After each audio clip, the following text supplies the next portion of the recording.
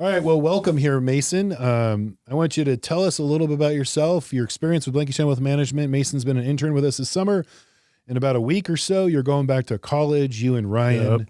Yep.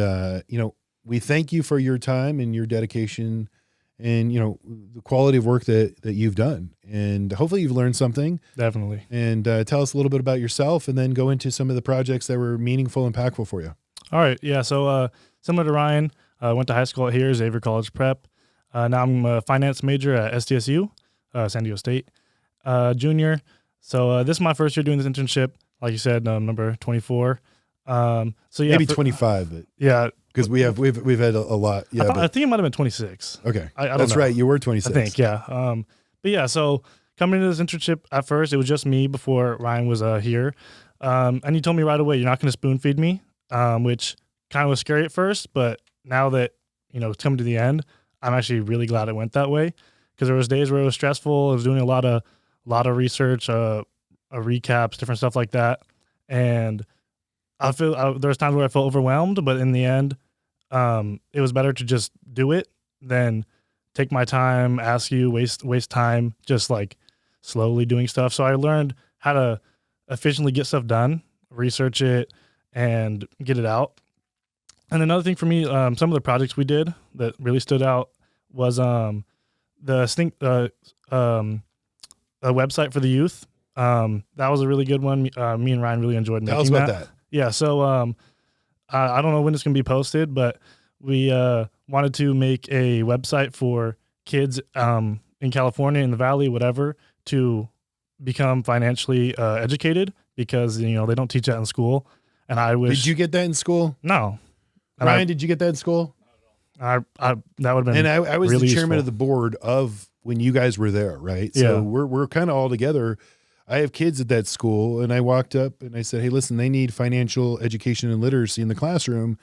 Can I lend a helping hand?" And they said, "Yeah, you can come in nights and weekends, and bring a brown paper lunch bag and see if anybody wants to come, sit in the conference room or the commons and teach." And I looked at the powers that be, and I said, if any one of these kids on campus and Xavier, it's all hands on deck, because you guys are all student athletes, just about 95% of the.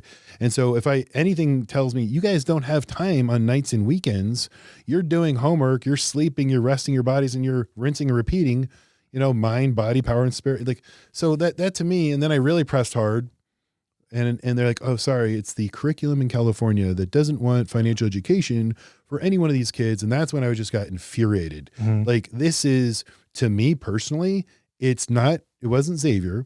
It's the state of California. It's like across the United States. Yeah. Okay. It's a mission of mine that, like, it's now done, because they're going so overboard to ensure that it's not in high school. Yeah. It's done maliciously and intent, because if the educational system in America does not teach our kids how to manage their finances properly, then they own them. Yeah. Then they own them. So let's stop this manufacturing of freaking bullshit, and let's start educating every single one of our children on financial education. Oh, by the way, in 2026, the House legislation, I don't know how they did it, but in the state of California, they're going to make financial literacy probably a 1-hour course before you graduate, mandatory before you get your high school diploma.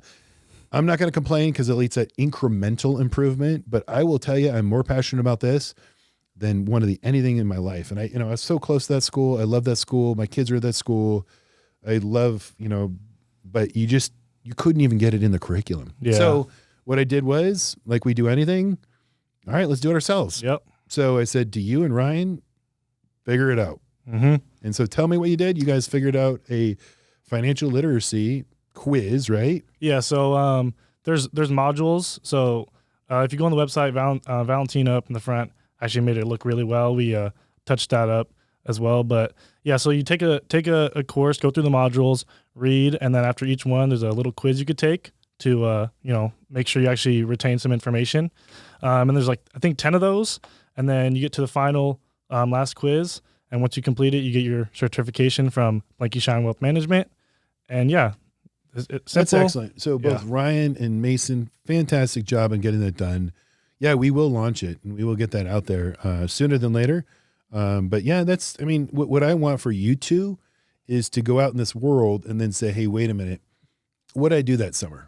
And so you now can look back and say, you created a project that's a value add to society. So it's a win-win. It's a win-win. And oh, by the way, you probably learned some stuff that wasn't taught in high school or in college, but you need to know it before you go to the next level. And so hopefully if we can, fill that gap and fill that void, and you guys did it. So good job. Thank you. So I think that was my favorite, little project assignment. A couple others, making sample portfolios, tuning in meetings with you and the team. That was really, it felt good to be immersed in, seeing actually in action, like what you guys talk about, how things go down. That just felt good because coming in, I didn't really know how stuff went down. So getting in the meetings, like actually you guys asking us questions too, getting us involved, I think that was really helpful. And it was good. I think one of the cool things is every election cycle. So there's the off cycle and then the presidential election cycle. I had both of you be on several conference calls, do a lot of data crunching, a lot of research. And I had you guys put together a presentation on the 2024 presidential election, right? And then, 3.5 weeks later, the world gets turned upside down, right? But I think one of the cool things that you said to me was, hey, listen, Rob, thank you for having me go through that. Even though sort of that information is a little bit, stale dated, if you will, based upon what we've seen in the news cycle and what's happening in reality, which is crazy, right? You're living in the real world, but you're also seeing how politics is married with finance, right? You're also seeing how markets and interest rates are all interconnected. And oh, by the way, policymakers, which basically control the money, right? Follow the money in Washington, really affect ultimately the economy overall. So we've learned that.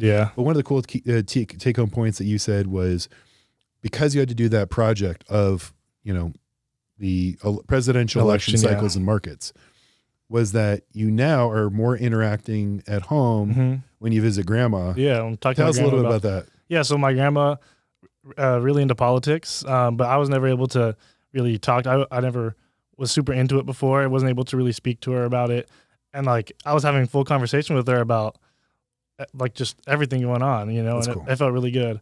And I like being involved with it now. Like before, it didn't feel as, especially now going down this career, like wanting to go into the this profession, how it affects, like you said, how it affects the markets, like everything really ties together.